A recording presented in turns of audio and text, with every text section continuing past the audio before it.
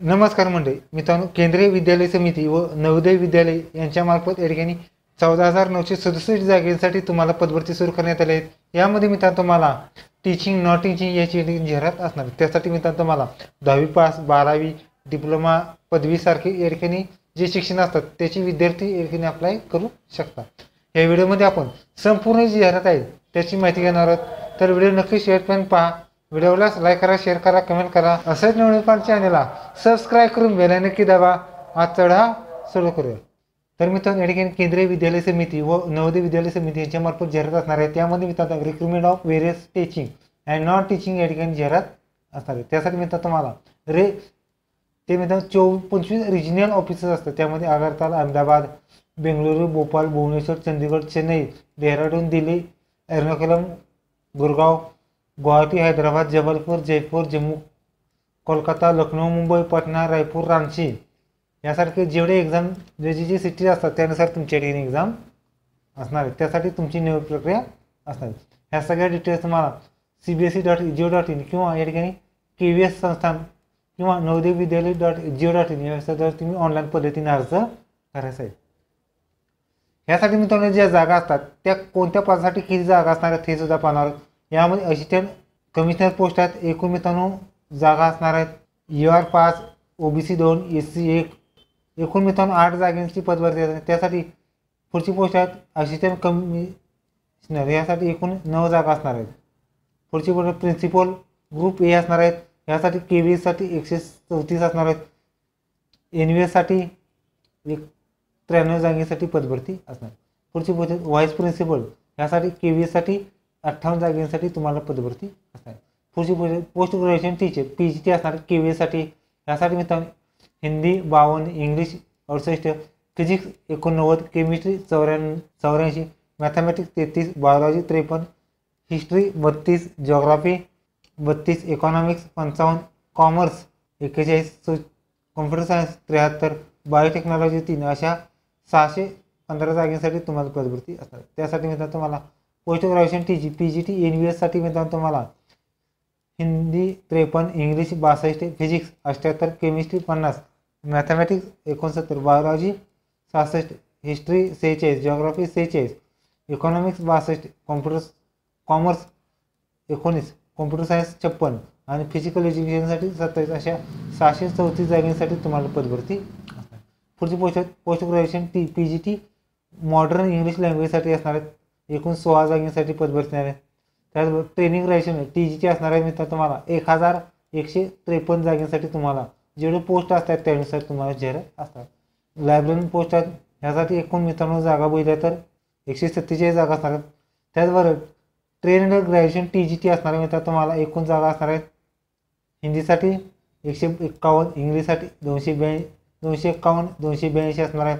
Hindi 251, English 281, social studies 157, mathematics 279, science 208, TGT 124, TGT female 128, TGT art 144, त्याचबरोबर computer science असणार आहेत 653, TGT music 124, library 134 आणि separate instructor असणार आहे मित्रांनो तुम्हाला 495 अशा 2978 जागेसाठी तुम्हाला पदभरती असणार आहे। पुढची पोस्ट आहे trained graduation PGT third language NVS असणार आहे। त्यासाठी एकूण जागा 434 जागेसाठी तुम्हाला पदभरती असणार। पुढची पोस्ट आहे प्रायमरी टीचर PRT साठी मित्रांनो तुम्हाला जर पाहिलं तर PRT मध्ये असेल तर 494, PRT असेल तर 2484, PRT म्युझिकसाठी 187 अशा एकूण PRT साठी 3365 जागांसाठी तुम्हाला पदभरती असणार। पुढची पोस्ट आहे नॉन टीचर KVS साठी मित्रांनो असणार। ॲडमिनिस्ट्रेशन ऑफिसरसाठी 12 जागा, फायनान्शियल ऑफिसर 5 जागा, ॲडमिशन इंजिनियरसाठी 2 जागा, ॲडमिशन सेक्शन ऑफिसरसाठी 74 जागा, ज्युनियर ट्रान्सलेटर 8 जागा, ज्युनियर स्टॅटिस्टिक असिस्टंटसाठी 280 जागा, ज्युनियर स्टॅटिस्टिक इन्व्हेस्टिगेशनसाठी 14 जागा, स्टेनोग्राफर फर्स्टसाठी 3 जागा, सेकंडसाठी 57 जागांसाठी तुम्हाला पदभरती असणार। पुढची पोस्ट नॉन टीचरसाठी मित्रांनो पुढची ज्युनियर स्टॅटिस्टिकलसाठी 46 जागा, ज्युनियर स्टॅटिस्टिकल असिस्टंटसाठी 552 जागा, लॅब अटेंडंटसाठी 165 जागा आणि MTS साठी फक्त 10वी पास असलेल्यांसाठी 24 जागेसाठी तुम्हाला पदभरती असणार आहे. मित्रांनो ह्या जागा असतात त्या जागा जर तुमची एज्युकेशननुसार असणार आहेत. यामध्ये मित्रांनो फॉर असणार आहेत असिस्टंट कमिशनरसाठी पे स्केल असणार आहे 78,000 ते 2,92,000 2,09,000 पर्यंत. या ठिकाणी तुम्हाला मास्टर डिग्री असणार आहेत 55%, BEd NCET डिग्री राहणार आणि एक्सपिरियन्स असल्यास प्राधान्य असणार आहे. त्यात पुढचा आहे तो मित्रांनो फॉर असिस्टंट कमिशनरसाठी मित्रांनो पे स्केल तेच राहणार आहेत.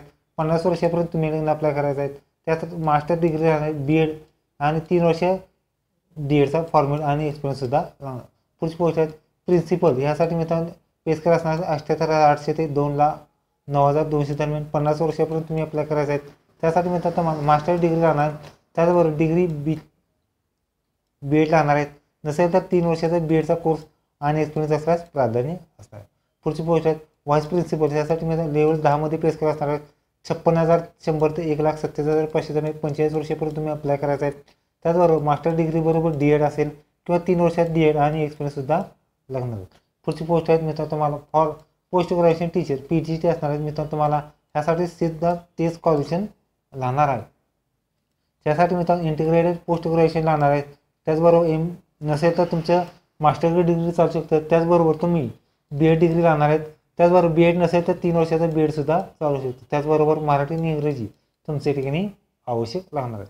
पुढची पोस्ट आहे मित्रांनो जज डिटेल्स ऑफ सब्जेक्ट मास्टर कीमधून जे डिग्री असतात म्हणजे PGT इंग्लिश असेल, PGT हिंदी, फिजिक्स असेल, जिओग्राफी, कॉमर्स असेल, बायोलॉजी असेल किंवा इतर जे असतात त्यानुसार मित्रांनो तुमची जी डिग्री असेल ते लागणार आहेत.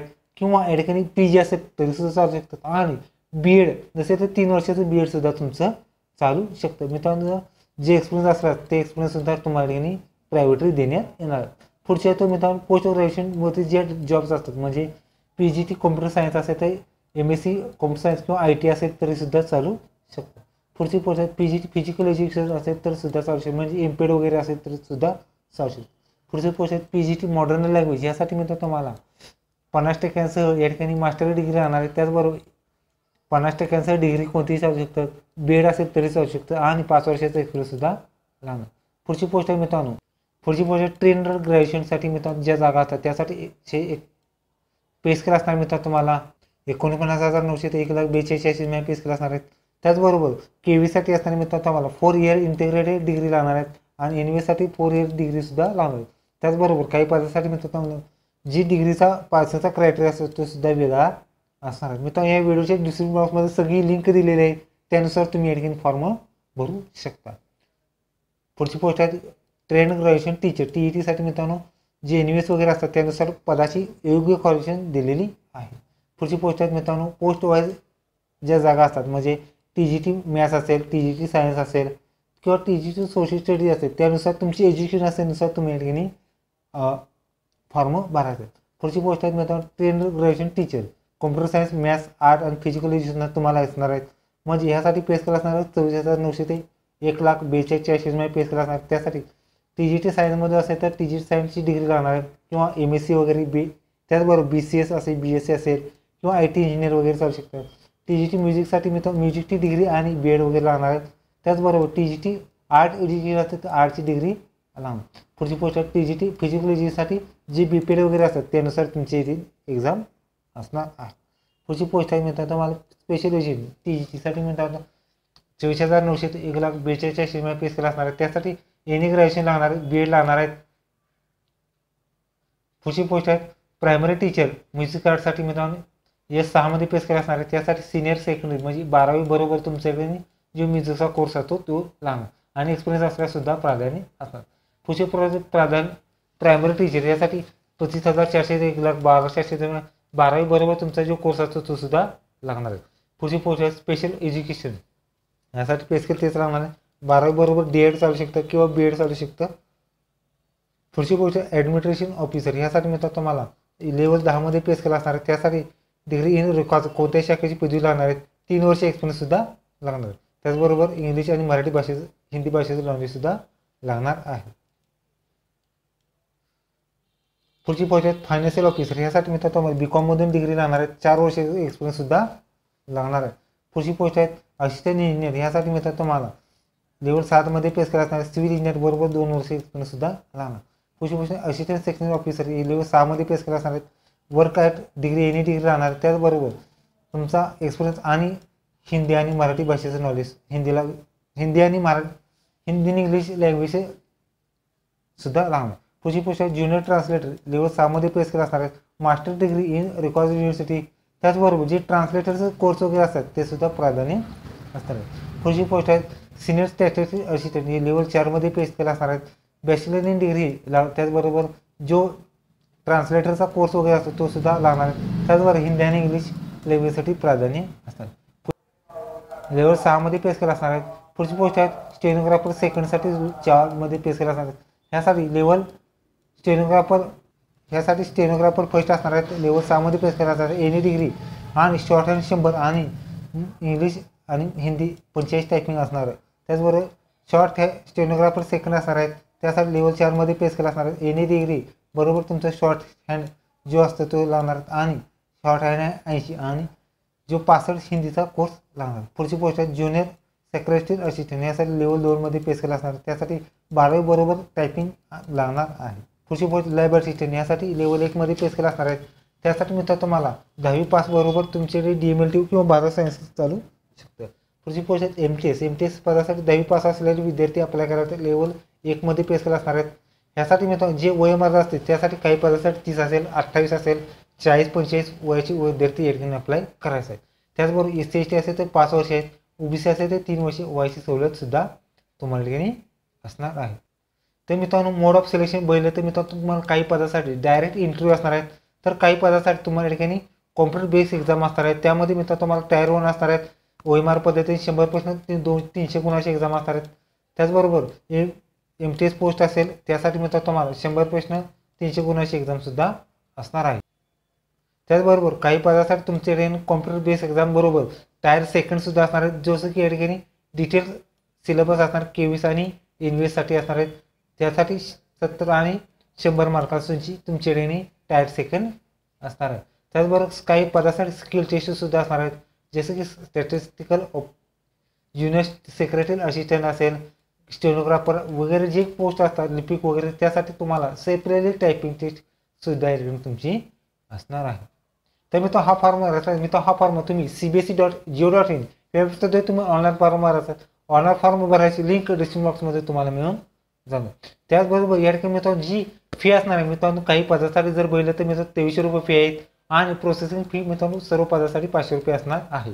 म्हणजे लक्षात घ्या जर तुम्ही ओपन OBC EWS असेल तर तुम्हाला जी फी आहे म्हणजे 2523 असेल 1500-1200 रुपये फी असणार आहेत. आणि SC/ST हँडिकॅप किंवा एक्सर्व्हिसमॅन असेल तर तुम्हाला सर्व पदासाठी 500 रुपये तुम्हाला ठिकाणी फी असणार आहे. त्याचबरोबर एक्झाम सेंटर सुद्धा असणार जे की तुम्ही एकदम ऑनलाईन पद्धतीने एक्झाम सेंटर सुद्धा देऊ शकतात. ऑनलाईन असणार आहे 14 नोव्हेंबर पासून ते 4 डिसेंबर पर्यंत सुद्धा ऑनलाईन पद्धतीने तुम्हाला ठिकाणी अर्ज करायचा आहे. ओके तर तुम्ही तुम्हाला केंद्रीय विद्यालय समितीमध्ये ठिकाणी जाहिरात व्हिडिओ पासून लाईक करा शेअर करा कमेंट करा. धन्यवाद. जय हिंद जय महाराष्ट्र.